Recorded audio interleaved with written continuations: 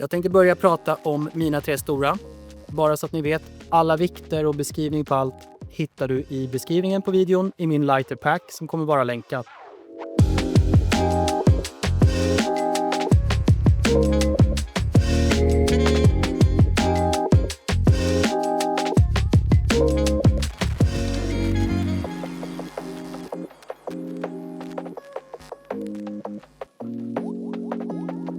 Nu tänkte jag prata om mina 3 stora och jag tänkte börja med liggunderlaget. Jag vill ha ett liggunderlag som det är ju inte varmt för det isolerar ju mot markkyla, men det ska klara fjället, vår, sommar och höst. Det här är ett Thermarest X-Lite Regular Wide. Regular Wide innebär ju bara att det är 183 cm långt och att det är ett bredare liggunderlag. Jag har ett R-värde på över 4. Det klarar -10 i marktemperatur. Jag har sovit på det själv i -10. Det är bland de absolut lättaste liggunderlagen för vad det ger. Till det så har jag en quilt, en dunquilt från Wilse till -3. Jag har varit med även under högsommar att jag har varit -2 ungefär till fjälls. Så att -3 tycker jag är perfekt, jag som ändå är ganska kall. Där jag kan förstärka med kläder. Men alla har sina egna preferenser. Men -3 för mig är det optimala gällande quilt. Kudde. En kudde som monteras på liggunderlaget. Det är en från C-Pax. Den absoluta bästa kudde jag har haft hittills. Kommer säkert ändra mig, men riktigt bra. Sitter där den ska. Och bekväm. Ryggsäcken är en hyfsat ny ryggsäck för mig. Det är en Hyperlite Aero 28. En 28 liters ryggsäck. Inte ska kallas för en löparsäck, men den har väl löparaxelremmar så att allt sitter på axlarna. Jag bär aldrig mer än 10 kilo. Så att för mig så är den här en riktigt, riktigt bekväm ryggsäck. Jag har haft den ute ett par turer nu. Gått ganska långt senast med den. Och jag skulle säga att det är den bekvämaste ryggsäck jag har haft. Återigen, ryggsäcken är ju smaksak. Och det här är bara den jag har. Det absolut viktigaste för mig är att hitta en ryggsäck i ett material som är vattentätt. Ryggsäcken kommer inte vara helt vattentät om det regnar och regnar i dagar eller om du drar ner i vatten, eftersom sömmarna kommer eventuellt släppa igenom vatten. Men att vandra i en nylonsäck som suger vatten, blir blöt, som inte kan stå ute i regn eller vandras med. För mig så är det ärligt talat ett syfte jag inte förstår. Man ska ta med sig någonting ut som inte klarar väder. På det så sätter man olika regnskydd. Jag vet att många har de här som sitter utanpåliggande och jag har själv haft dem. Jag har vandrat i vind och fått en fallskärm som trycker mig bakåt. Jag har ändå fått in vatten som lägger sig i botten på regnskyddet. Så för mig så är det absolut sämsta är just en ryggsäck som inte är i ett tätt material som klarar regn. Jag har som säkert många andra som vandrar mycket haft svårt att hitta rätt tält. Mina viktigaste delar, eller de flesta skulle gissa, att hitta tält är ett tält som är väldigt, väldigt lätt. Som packas litet. Men som har en stor innevolym. Jag vill kunna sitta upp i mitt tält. Jag vill kunna ha plats för min utrustning. Jag vill ha plats att röra mig. När det är dåligt väder vill jag kunna sitta i tältet och känna att jag har utrymme. Och såklart ett tält som ligger på max 500 gram. Utan då stavar och tältpinnar. Till slut så hittade jag det här. Det är ett tält från Durston. Det heter Xmid 1 Pro. Det är ett tält som är tillverkat i DCF.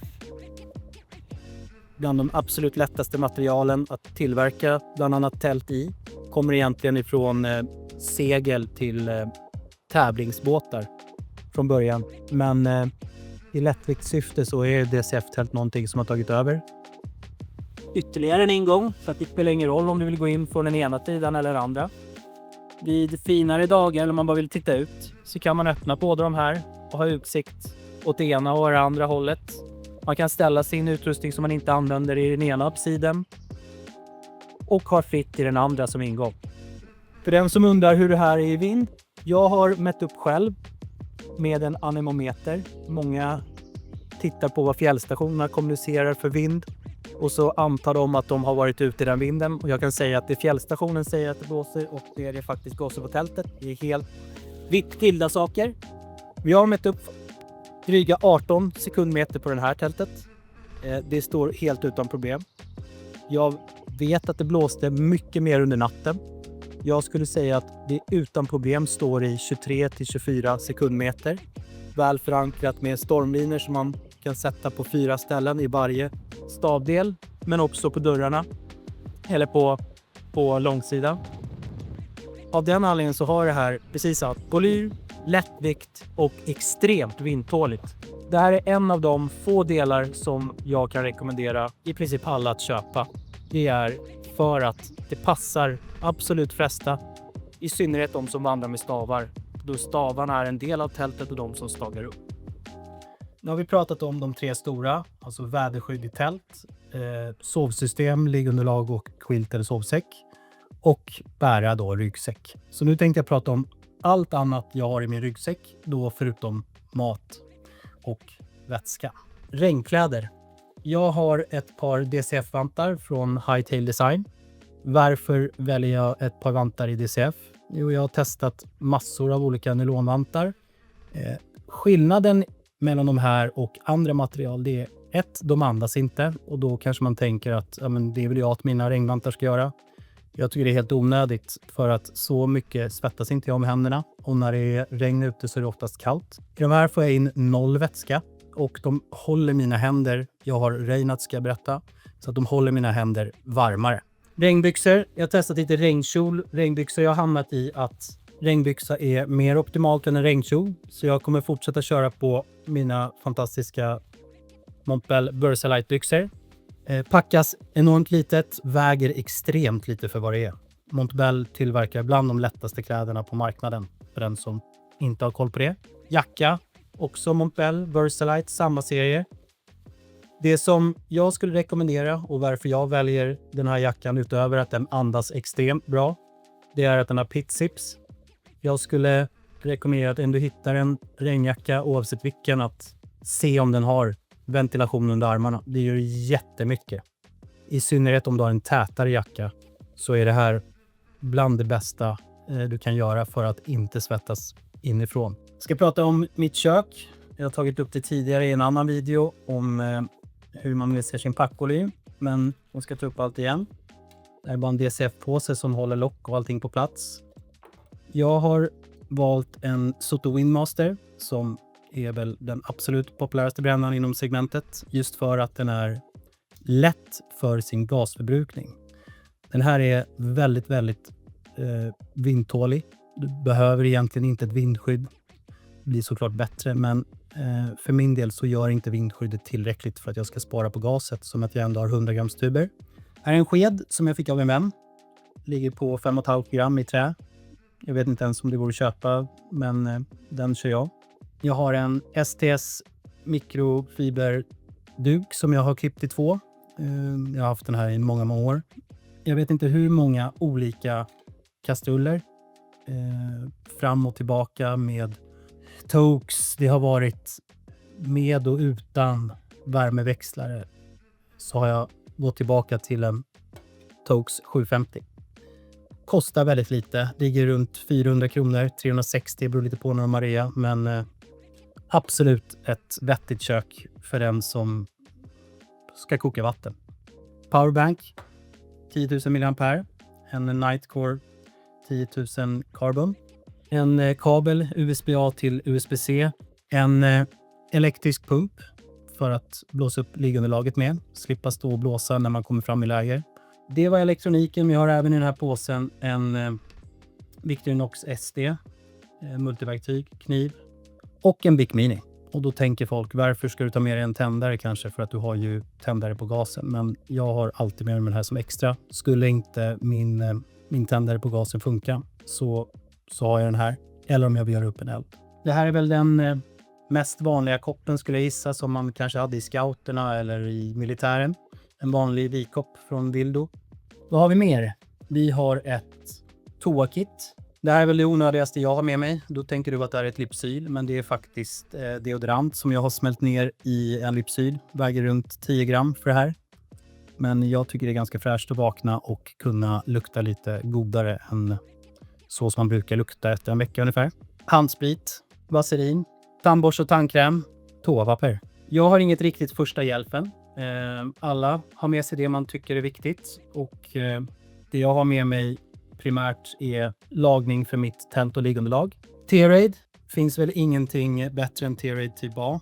Lagar dunjackor, dunsovsäckar, liggunderlag när det blir hål i. Om det blir hål. Absolut bästa tipset jag kan rekommendera att köpa det jag tar det hemma och ta med sig en liten bit. Just för att det är en tejp som är transparent, syns inte så mycket och lagar det mesta. Elastisk binda, väger väldigt lite men funkar om man skulle råka blöda någonstans. Och sen har jag med mig lite smärtstillande, eller ja, en del. Jag skulle ta med i elektronik en Garmin Image Mini 2 satellit för att kunna kontakta fjällräddningen eller skicka sms hem.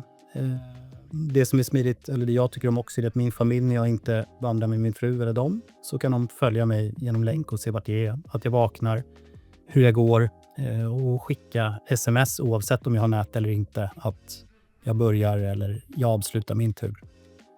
Vattenflaska. Vissa tycker att det är helt onödigt att fjällvandra med vattenflaska. Jag tycker det är smidigt. Jag har den här på axelbanden så jag får lite vikt framåt som kompenserar för vikten bakåt. Jag tycker inte att det är negativt att bära på vatten även om jag är lättviktare så länge jag bär den just här. Men jag skulle haft med den här i vilket fall, för jag vill kunna dricka så som jag vill. Jag kan stoppa in lite C-vitaminbrustablett eller någonting annat gott om jag känner för det. Men en halv liter har jag med mig oavsett. Ett par extra Injinji tåstrumpor. Jag gillar att vandra i tjockare strumpor. Jag vet att många vill ha jättetunna. Jag får lite skav i fötterna om jag har tunnare strumpor, så att de här är mina absoluta favoriter. En extra t-shirt eller en sun hoodie. Sen har jag ett Eva Foam från Slöjdetaljer som är 1 meter gånger 60. Vissa vill ha de här liggunderlagen eller vad man ska kalla det för i kroppslängd. Jag ligger på det här med ryggen, fötterna på sovsäcken under vandringen och sen lägger jag det här under mitt liggunderlag för lite extra ärvärde, men egentligen så är det på grund av friktionen. Att ligga i backar lite snett så kommer mitt liggunderlag ligga still och jag kommer inte glida ner i tältet. Men det här är min stol, min anti-slide för liggunderlaget. Jag ligger på det. Jag har knäna på det när jag ska sätta upp mitt tält eller gå ut från tältet eller jobba med någonting. Absolut bästa jag har med mig. Det här har jag haft i flera år och någonting som följer med varje gång. Det här är en foodbag eller en matpåse i DCF från Bonfuss. Finns massa olika modeller. Behöver inte köpa det från Bonfuss eller i DCF. Men jag har ju alla mina småpryttlar som vi tog upp tidigare med elektronik, kök, allt vi gick igenom förutom då kläder i den här. Jag har maten i botten för hela perioden jag ska vara ute om jag inte kan fylla på. Och sen har jag allting på toppen av det här som jag jobbar med hela tiden. Och sen har jag den här påsen överst. Jag skulle rekommendera att titta om ni inte har sett min packvideo som heter 7 dagar i Sarek. Hur man minskar sin volym. Då kommer ni också kunna se hur jag packar och det här korrelerar ganska bra med den här videon. Men det var allt jag har med mig. Det är ganska mycket men ändå ganska lite beroende på vad man jämför med.